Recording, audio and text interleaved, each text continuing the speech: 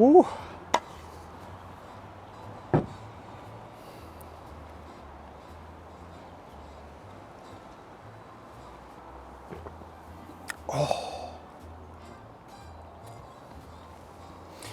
Ah, ça fait bien.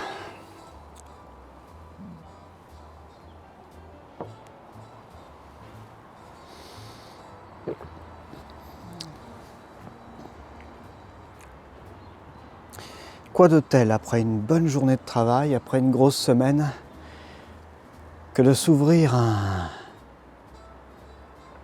bon cigare. Aujourd'hui, je vous propose de m'accompagner pour la dégustation de ce Vegafina 1998 La Romana, appelé VF54, la version taureau. Alors c'est un cigare qui est vieilli plus de 3 ans, un mûri. On peut l'avoir en 3 modules. On a un petit Robusto, le 50, le Robusto qui est en 52 et puis le 54 qui est un taureau. 1998 fait référence à la date de création de Vegafina, de la fabrique Vegafina. C'est un cigare majoritairement de République dominicaine, avec un petit peu d'origine colombienne. Au niveau de la tripe, on va avoir la variété Olor et la variété Piloto Cubano. La sous-cape est faite avec de la Java Sumatra. La cape est une feuille de Connecticut de l'Équateur. La Romana, pour ceux qui l'ignorent, c'est une ville qui se situe en République dominicaine, c'est environ à 100 km à l'est de Saint-Domingue. C'est la ville dans laquelle se trouve la fabrique qui fait les cigares, qui produit les cigares Vegafina, qui s'appelle la Tabacalera de Garcia. Oui, c'est un plaisir de vous retrouver et de s'installer après une dure semaine. Ce cigare, je l'ai acheté, je l'ai trouvé en fait dans une civette dans laquelle j'allais chercher du tabac à pipe. C'est une civette qui vend quelques cigares sans trop savoir ce qu'elle fait, parce que ça rapporte, j'imagine, un petit peu d'argent et des clients spécifiques, comme beaucoup de civettes, de petites civettes françaises qui choisissent de vendre des cigares. Ils le font pour l'argent malheureusement. Et c'est un cigare que j'ai acheté et que j'ai gardé, ça fait bien 2-3 mois qu'il est dans ma cave, pour le rééquilibrer un petit peu. Et puis ça me permet aussi d'apprendre à le connaître régulièrement, donc une fois par semaine à peu près. J'ouvre ma cave pour qu'elle respire et puis je fais une inspection générale, je sens mes cigares. Et c'est un plaisir à chaque fois qui est immense. Ne serait-ce que de sentir ces bâtons. On voyage, on rêve, c'est fantastique, fantastique. Et donc j'ai vu ce cigare et puis je me suis dit, allez, laissons-nous tenter. Apparemment je ne connaissais pas, c'est le haut de gamme de chez Vegafina. Oui, donc je me fais souvent la réflexion, en France on trouve beaucoup de commerce ou d'artisans. On a l'impression en tout cas que ce sont des personnes qui travaillent sans trop d'implication, d'intérêt vraiment pour ce qu'ils font, véritable volonté de rendre service, de proposer quelque chose, une prestation de qualité. C'est beaucoup, on fait ce qu'il faut pour s'en sortir, gagner à peu près bien notre vie, et puis le reste, ça a peu d'importance. Je reviens d'un week-end en Normandie, dans ma ville natale. J'ai pu capturer des images qui me font toujours quelque chose. Ça m'envahit de nostalgie.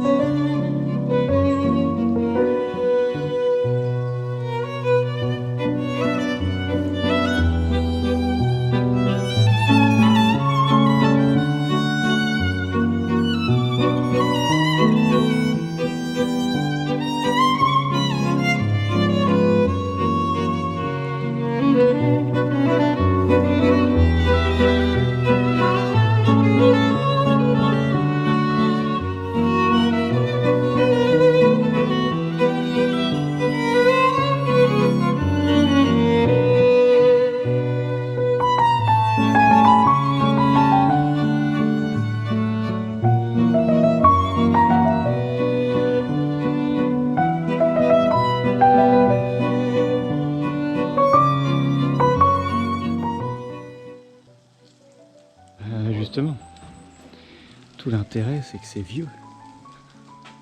Et c'est bien fait.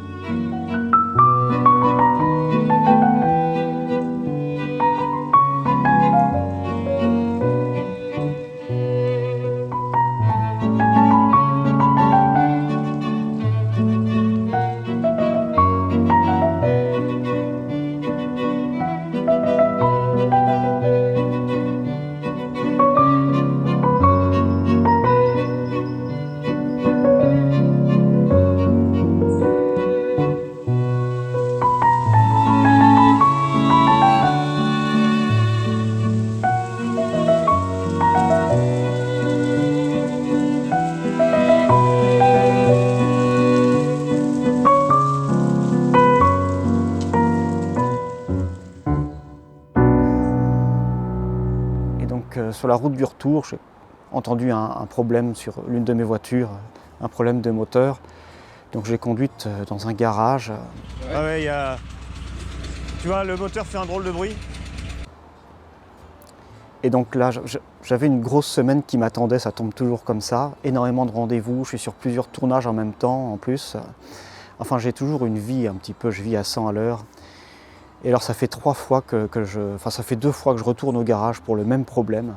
Toujours est-il que voilà, ce cigare est tombé entre mes mains et que je suis bien content, après une dure semaine de travail, de partager ce moment avec vous, ce moment de détente et de rêverie.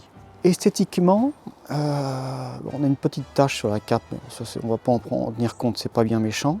La cape me semble plutôt texturée. On peut sentir un petit peu un genre de grain. Les nervures sont apparentes mais relativement fines. La cape semble moyennement épaisse. Ça ne me semble pas être la meilleure construction du monde. J'ai pas encore tâté le cigare, quoi que ce soit. Hein. On a des traces visibles de colle des bagues que j'ai pas encore essayé de bouger. Bon. Au nez. Alors au nez, on a un cigare exceptionnel.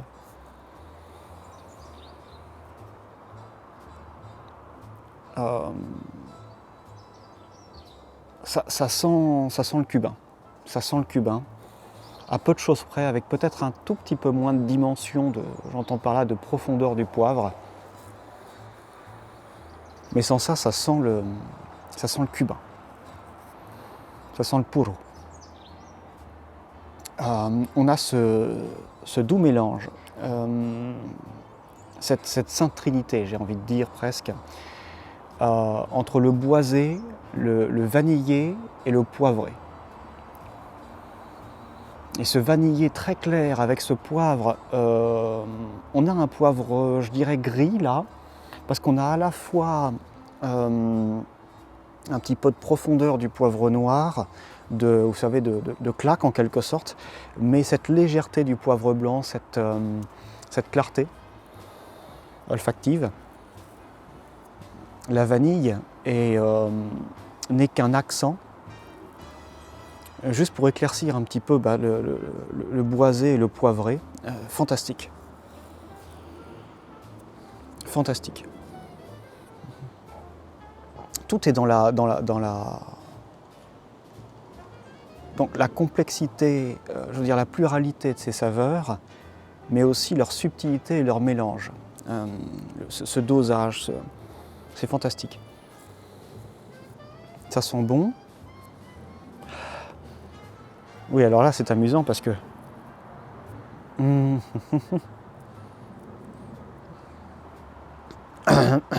Pour une fois, d'habitude, c'est plutôt le contraire. Le pied va être...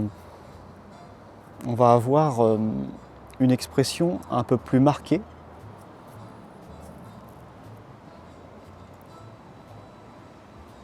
De cette trinité, mais particulièrement sur le poivre blanc cette fois. incroyable. Mmh. Un délice au nez. On va tâter un petit peu ce cigare.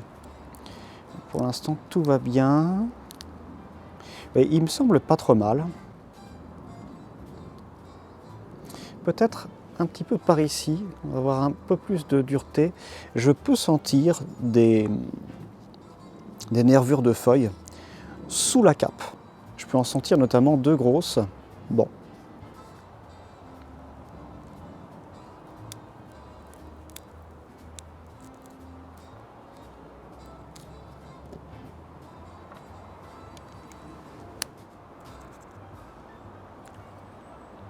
On a une belle ouverture.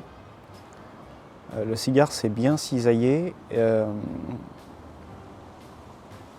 Et la sous-cape semble assez épaisse. Hein, on a une bonne épaisseur avant d'arriver à la tripe.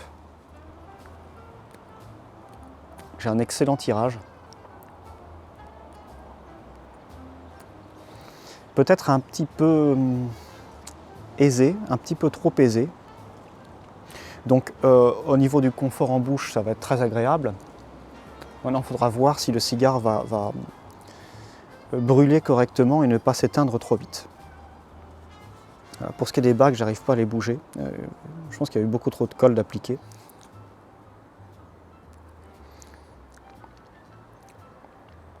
Il y a quelques mois, on m'a écrit un commentaire, une personne qui me disait comme ça, vous ne savez pas allumer correctement un cigare, vous ne savez pas profiter, prendre le temps de profiter d'un tel produit. Et alors il m'expliquait comment on allume correctement un cigare, d'abord une flamme bleue sans tirer, et puis ensuite une flamme jaune, etc. etc.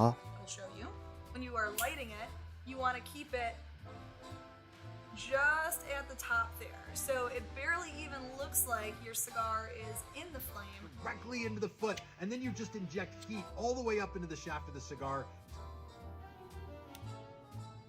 Perfect. That's what you want. Et peu de temps après, en voyageant un petit peu sur le site YouTube, vous savez, on vous propose des vidéos de temps en temps. Alors on m'avait proposé une vidéo sur une sorte de fashion victime qui expliquait à peu près la même chose, hein, tout un genre de rituel pour allumer un cigare. Il y a des personnes qui sont persuadées que si on n'emprunte pas exactement ce chemin, on ne sait pas bien s'y prendre. I think I'm talking too much. I have to give a puff to my cigar. Sur un plan personnel, ça me fait sourire, mais ça m'inquiète un petit peu pour la jeune génération particulièrement. Je me mets dans la peau d'un jeune qui veut apprendre à découvrir ce monde et qui tombe sur tous ces mauvais influenceurs, ces personnes qui essayent de sacraliser ce doux moment qui est la dégustation d'un cigare, le sacraliser et puis le ritualiser presque. Oui, je voulais rapidement rassurer toutes ces personnes qui pourraient être presque effrayées par ce monde très codé. Ce qui me gêne, c'est pas la méthode en elle-même. Préallumer le cigare avec une flamme bleue et puis ensuite utiliser une flamme jaune et puis le laisser s'allumer comme ça en l'agitant en l'air. Bon. Chacun fait ce qu'il veut, c'est une méthode qui n'est pas particulièrement efficace, mais en l'occurrence ça marche. Hein. Ça marche aussi bien que d'allumer le cigare directement avec un briquet Bic. Un briquet à gaz tout simple. Ce qui me gêne, c'est qu'on veuille imposer ces méthodes et les rendre plus ou moins officielles.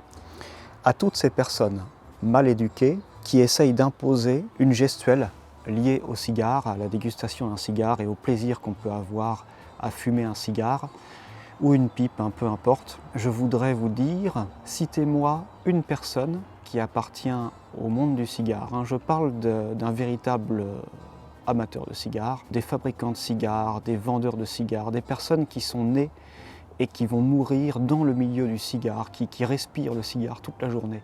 Des véritables connaisseurs qui savent rouler un cigare, qui savent quel mariage de feuilles et de terroirs vont donner tel résultat. Citez-moi une personne comme ça dans le monde qui a recours à ce genre de méthode. Cette nouvelle méthode très à la mode, vous n'en trouverez pas. La plupart des grands amateurs, je vais vous dire vulgairement, ils ne se prennent pas la tête. Ils ne s'embêtent pas. avec un rituel quelconque.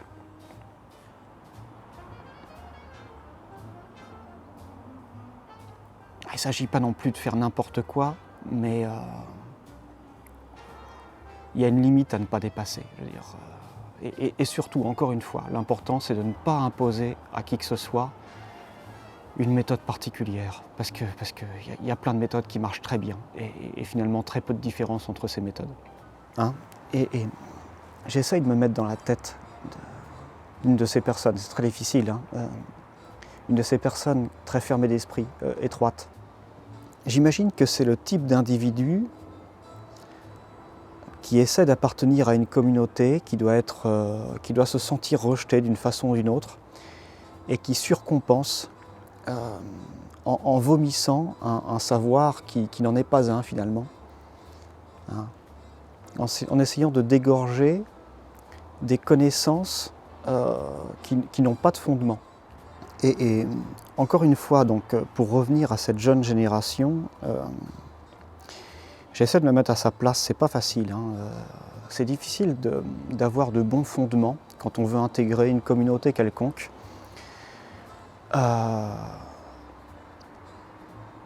Et qu'on va se renseigner sur la toile, parce qu'on y trouve vraiment n'importe quoi à l'heure actuelle, hein. Tout et n'importe quoi. Pas tout d'ailleurs, pas tout. On n'y trouve pas tout, on y trouve beaucoup n'importe quoi. C'est un genre de vulgarisation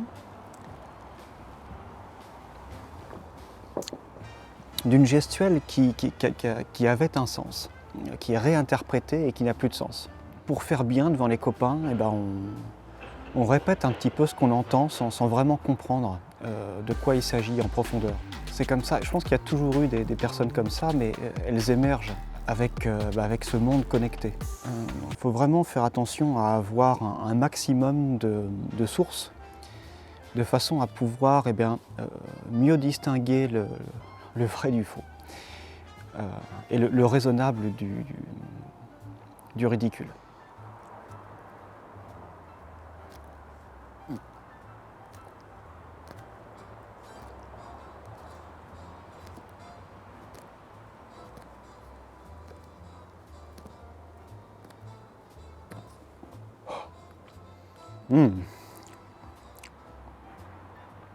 Oh.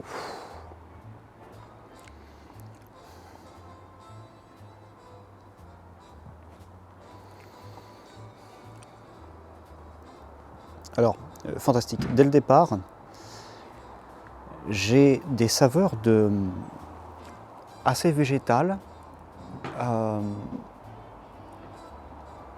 C'est quelque chose de végétal, fibreux, que j'ai du mal à décrire, de la sève végétale, accompagnée de soupe de potimarron et d'épices. Finalement, quelque chose qui accompagnerait bien la soupe, hein, du poivre blanc. J'ai quelque chose de... Ouais, de l'encens.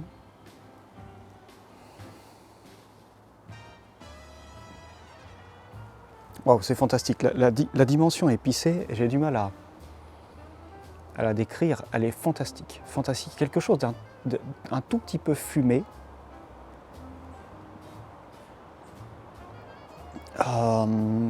Avec du caractère, mais très léger, hein, en termes de beaucoup de saveurs, des saveurs engagées masculines,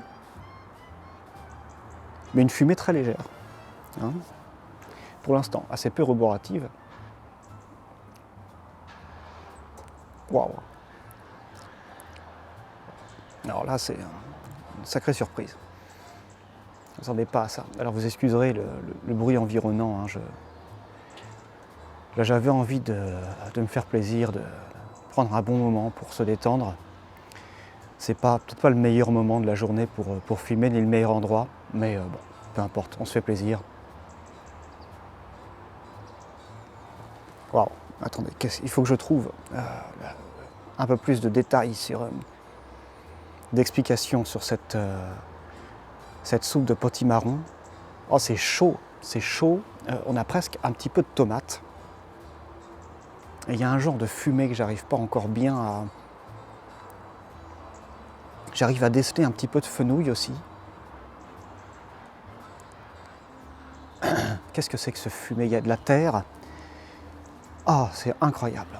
Incroyable. Ce sont des saveurs chaudes hivernales, presque de Noël finalement, hein, un petit peu dans l'ambiance.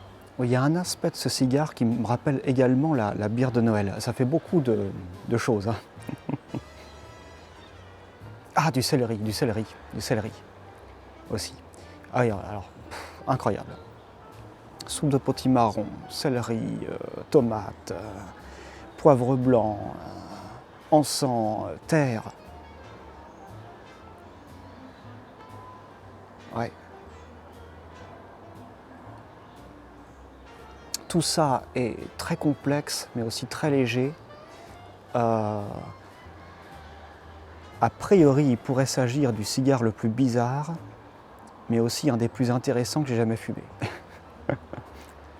Et alors là, de plus en plus, la fumée s'éclaircit. On reste sur, en bouche, cet aspect végétal qui va remplacer la vanille. Et on a toujours ce poivre gris et ce boisé très présent. Un mélange d'épices un peu confus avec ça.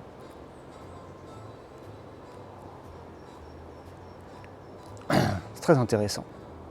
Oui, alors de temps à autre, j'ai cette soupe qui revient. Alors, je vais vous dire une bonne chose. Pour décompresser, je ne sais pas si on fait mieux. Là, je suis avec grand-mère qui m'a fait une bonne soupe. Au tout début de mon fumage, j'avais une combustion qui ne démarrait pas de façon fantastique. Alors, au niveau du tirage, aucun problème particulier. Hein. C'était un petit peu chaotique et j'avais l'impression que certaines parties n'allaient pas brûler correctement. En fait, non, aucun souci. Hein. La répartition, elle a toujours un petit peu, c'est toujours un petit peu les montagnes russes, mais elle semble se rééquilibrer d'elle-même. Ça brûle très bien. La cendre me paraît à la fois compacte et se dilate un tout petit peu, juste ce qu'il faut. Donc, a priori, la construction est fantastique. Rien à dire de particulier. J'avais un petit peu peur quant à l'épaisseur de ma soucoupe, et je la vois dans la cendre encore là. Hein. Le brûlage est fantastique. La soucoupe Java Sumatra, qui sont des feuilles assez légères. Hein. Sumatra, voilà. Des arômes doux, légers. Ça serait intéressant, peut-être, d'essayer des modules plus petits pour voir ce que donne un petit peu ce mélange d'arômes en version un petit peu plus corsée. Alors en l'occurrence, aucun regret, je ne regrette pas d'avoir choisi ce module Toro qui va donner toute la place qu'il faut à la légèreté des arômes de ce cigare. Du mal à parler. Alors, Vega Fina se vante d'avoir fait mûrir cette série plus de 3 ans. Bon, pour moi, c'est normal, hein, 3 ans, il ne faut pas moins. Un bon cigare, ça prend du temps dès la fabrication. Oui, à propos de cette sève végétale-là, on a vraiment là un arôme très clair, que j'ai beaucoup de mal à décrire. Quelque chose de clair, de coloré, qui à la fois allège mais illumine aussi l'ensemble du cigare. Et qui marié avec ces arômes de soupe un peu plus profonds sur la terre, les légumes, vous savez, et les épices. Ça contrebalance un petit peu le tout. Ça donne un équilibre très intéressant. Toujours pas beaucoup d'expression de la nicotine, de présence nicotiénée. Pour l'instant, le seul reproche que je lui ferai, c'est l'esthétique. Hein. On s'en fiche un petit peu. Hein. Ce qui compte, c'est tout le reste, hein, à peu près tout le reste. Mais c'est vrai que la cape n'est pas très très belle, elle paraît pas très bien construite. J'ai pas bien fait attention, j'en ai pris un au hasard dans la cave, mais j'en ai d'autres de ces mêmes modules. Donc je vais regarder un petit peu comment ils sont construits. Je vous avais parlé d'un léger arôme un peu, ce que j'interprète comme étant un arôme un peu fumé, qui s'apparente de loin à une odeur de céleri. Alors je sais que le céleri n'est pas fumé, hein, mais je suis désolé si ça n'a pas vraiment de sens. En bouche, ça a du sens. Il y a quelque chose de... Alors c'est peut-être mon imagination qui me joue des tours, il y a quelque chose de vieux, d'ancien dans cette odeur, et c'est pas du tout péjoratif, hein, c'est très agréable. Alors quand on veut parler de vieux tabac, on fait souvent référence à du vieux cuir. Là, c'est pas vraiment ce qui me vient en tête. C'est comme du vieux bois, vous savez, c'est ce bois très très sec qui est entreposé dans des caves depuis des 5-10 ans. Ça me fait penser un petit peu à ça. C'est pas poussiéreux, mais ça serait presque. Ouais, il y a quelque chose d'ancien et de beau à la fois. Ça fait un petit peu comme ces vieilles brocantes dans lesquelles j'allais quand j'étais petit, qui se situent dans ces vieux bâtiments où on a des grandes cheminées qui sont chauffées au feu de bois. Alors on sent ce vieux feu de bois, c'est l'odeur des vieux meubles, des livres, tout ce mélange qui est fantastique. Ça sent l'ancien et d'une façon plutôt agréable. Un voisin qui fait des travaux dans sa maison. Ça fait plaisir tout ça.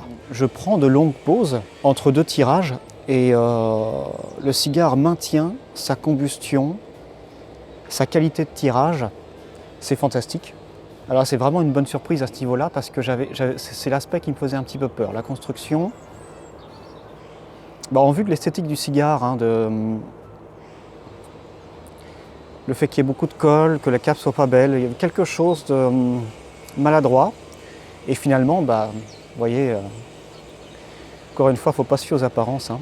Fantastique, fantastique. Ouais, c'est un cigare très délicat.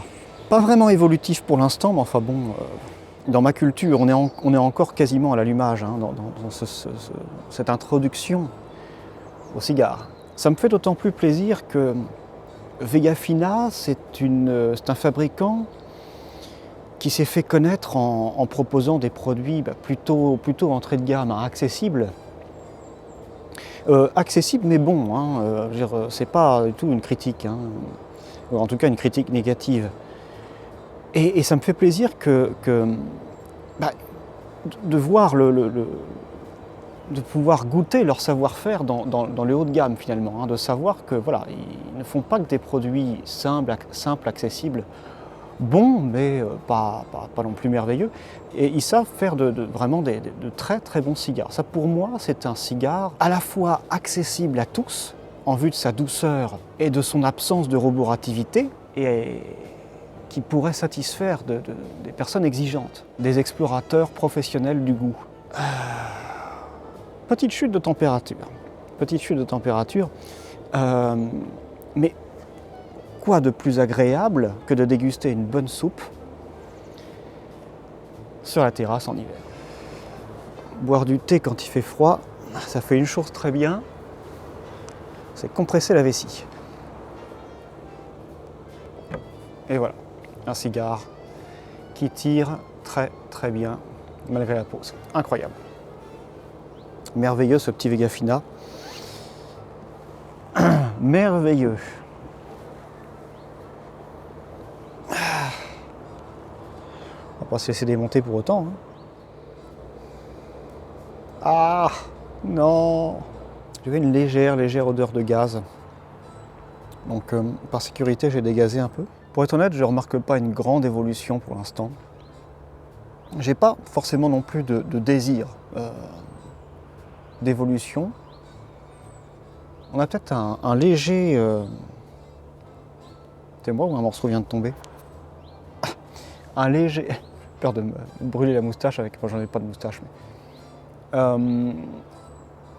Où en étais-je? Un léger renforcement. Peut-être.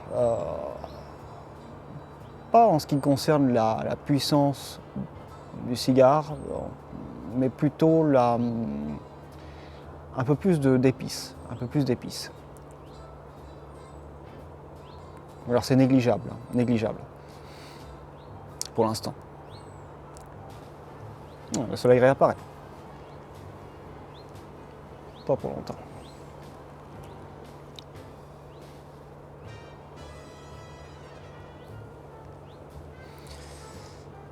Alors, je me plains pas du tout du froid, hein, je veux dire, ça me dérange pas du tout. Au contraire, c'est l'occasion de s'habiller. On a eu énormément de vent. Et pas mal de pluie aussi ces derniers temps, mais surtout le vent. C'est gênant parce que on n'arrive pas à fumer dehors. Hein. Ce qui disperse la fumée disperse les saveurs et voir ces saveurs s'envoler, c'est pas possible, c'est pas tolérable. Et l'autre fois, j'étais allongé, on a un genre de hamac, chaise longue, bizarre, qui est très agréable. Parce qu'on est suspendu dans l'air et puis c'est comme si le vent nous portait. Et donc je rêvassais, je regardais la couleur des pins, contre un vert qui est fantastique, fantastique. Été comme hiver d'ailleurs. Et puis les maisons qui se trouvent derrière moi, là, dans un quartier résidentiel qui respire, avec beaucoup d'arbres, c'est très boisé, c'est agréable. Alors, je vais retenter un dégazage, mais j'ai l'impression quand même de sentir une évolution. Attendez.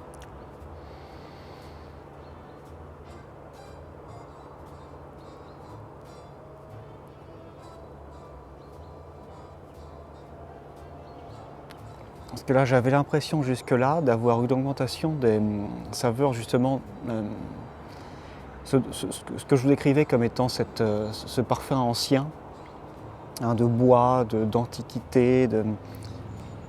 Et ça sent ça sent un peu le gaz, là, je vais redégazer, par sécurité. On accélère un peu la combustion, mais je veux vraiment pas prendre de risques. Ça m'a l'air d'être un bon cigare. Là, je sens... Bon, c'est peut-être le gaz qui s'échappe. On va attendre un petit peu qu'il se calme et je vais tirer dessus. Oui, donc j'ai l'impression de voir le développement de cette saveur un petit peu très agréable, hein, de vieux bois entreposé dans une cave. Oui, un soulèvement du boisé. On est beaucoup moins sur la soupe, on se rapproche d'arômes plus classiques d'un cigare cette fois-ci. Encore une fois, on est très proche, moi je suis surpris, j'aurais pu me faire avoir, hein, on est très proche des saveurs de Cuba. C'est-à-dire un cigare très boisé avec des épices fins, pas du tout envahissants, mais quand même bien balancés et une touche de vanille. Et là, il commence à se renforcer un petit peu. On arrive sur une roborativité moyenne, donc ça reste encore très supportable. Donc ce second tiers nous emmène dans un monde totalement différent. Mais on préserve cette légèreté des saveurs. Il y a un petit renforcement de la nicotine, mais rien de méchant. Donc on reste sur un fumage doux, accessible, même aux débutants ou aux personnes qui n'ont pas envie de quelque chose de trop fort. Petit gain de caractère sans énormément de renforcement de la puissance. Alors je ne sais pas s'il y a des amateurs ou des membres du club cigare après le petit déjeuner, et je fais partie de ce club après un bon petit déjeuner évidemment, hein. Mais là, on a un candidat, hein, qui serait fantastique pour ça. Et c'est vrai que c'est un cigare qui ne me dérangerait à aucun moment de la journée, je pense. Et à aucun moment de l'année. Il se renforce un petit peu. Alors la pente est douce, c'est très léger. Le garçon devient un jeune homme. Commence à développer ce qu'on appelle une personnalité. Et je dirais que ce renforcement, il s'opère durant tout le deuxième tiers. Le deuxième tiers peut être résumé comme ça, il n'y a pas... on va rester sur la même gamme aromatique durant tout ce deuxième tiers, mais avec une montée en puissance lente et et linéaire finalement, hein. Ceci étant, on a aussi... là j'ai pas mal d'amertume, qui n'est pas spécialement bienvenue, elle n'est pas à sa place là, parce que bon, si on avait des arômes de chocolat ou de café, mais là non, on est dans des arômes encore légers, relativement légers, donc il n'y a pas assez de caractère pour accueillir cette amertume, donc je vais dégazer, encore une fois, donc on doit être au 4e dégazage, sachant que les premiers je les avais fait plus par sécurité qu'autre chose. Et vous voyez, en entrant dans le 3e tiers, on a un léger assombrissement des saveurs, très très léger, mais aussi une épaisseur de la fumée, hein, une tendance à s'épaissir, à devenir plus crémeuse, ce qui est une très très bonne surprise. Alors là, une bonne surprise, mais aussi une grande surprise, parce que j'arrive pas, j'ai du mal à y croire. Ça ne me paraît pas logique en vue des saveurs qu'on avait au départ. Cette évolution ne me paraît pas logique. Ceci étant, bon, tant mieux. On n'est qu'au début du 3e tiers, je vais pas trop m'engager là-dessus. Pour l'instant, j'ai l'impression que la montée en puissance a tendance à se calmer, mais qu'on a ces arômes de plus en plus profonds, lourds sur la terre. Alors pas lourds d'une façon péjorative, hein. Il n'y a rien de négatif, il n'y a rien de désagréable, en dehors des quelques dégazages que j'ai dû opérer. Non, non, assombrissement du cigare, des saveurs et cette onctuosité de la fumée, fantastique.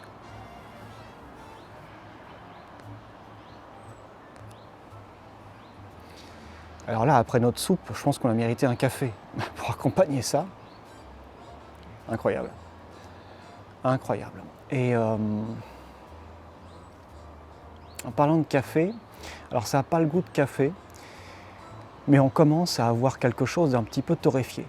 Un grillé à la façon justement de café torréfié, mais pas d'arôme de café. Je veux dire que ce cigare sent de plus en plus comme une vieille maison, au fur et à mesure qu'il se torréfie en quelque sorte. J'ai de plus en plus de mal à me débarrasser de l'amertume, en dépit du fait que j'opère des dégazages dès que j'en sens un petit peu. C'est la seule critique que j'ai envers ce cigare, gustativement parlant. J'aurais préféré un 3e tiers vraiment sur le café, plutôt que sur cette odeur de plus en plus envahissante de vieux tabac, de vieilles pièces, de vieux bois. Vous voyez ? Bon, qui est amusant, mais faut pas en abuser.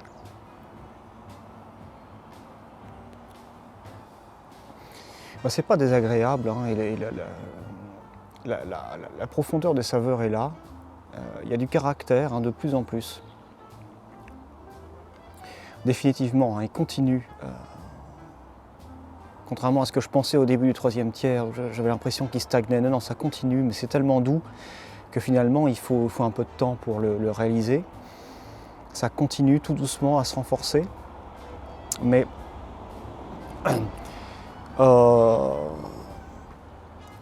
le cigare commence à devenir vulgaire. Je pense que c'est un de ces cigares dont la fin n'est pas réellement intéressante. Et on a une fumée qui devient un petit peu agressive. Ce qui me surprend parce qu'il me reste encore pas mal de distance entre la combustion et ma bouche. On a un module qui est plutôt diamétralement épais. Et vous voyez, j'ai l'impression d'essayer de le sauver avec des dégazages, mais qu'il se dirige inévitablement vers une fin un petit peu. Alors, oui, on n'a plus la subtilité, on n'a plus du tout la subtilité qu'on avait durant le reste du fumage finalement, hein. Donc je dirais qu'à partir de la moitié du 3e tiers, a priori c'est pas la peine, hein. Aussi étant, comme vous le savez, j'aime bien fumer mes cigares jusqu'au bout, parce que j'ai horreur du gâchis, et puis malgré tout j'y prends toujours un petit peu de plaisir.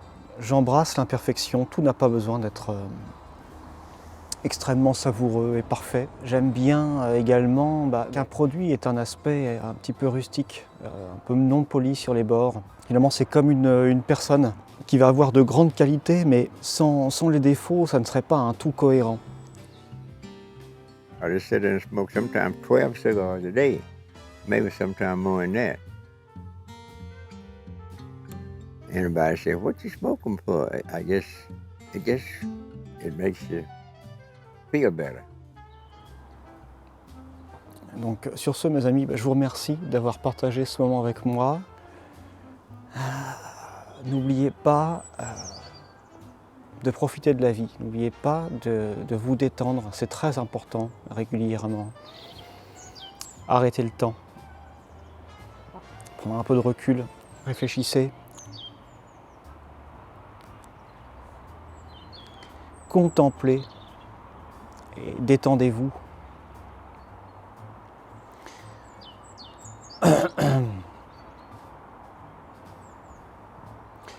Éloignez-vous des distractions pour embrasser l'inactivité, la lenteur. C'est reculer pour mieux sauter. C'est très très profitable, je pense, pour une vie plus productive, plus concentrée, plus efficace. Même si ce ne sont pas des termes particulièrement sexy pour parler de l'existence en règle générale. À l'heure actuelle, c'est un message très important. Hein. Se couper un petit peu des distractions. Et je pense que quand je prononce le mot distraction, vous voyez à quoi je fais référence en particulier. Donc se couper un petit peu de tout ça, retrouver un petit peu de réalité, des choses tangibles.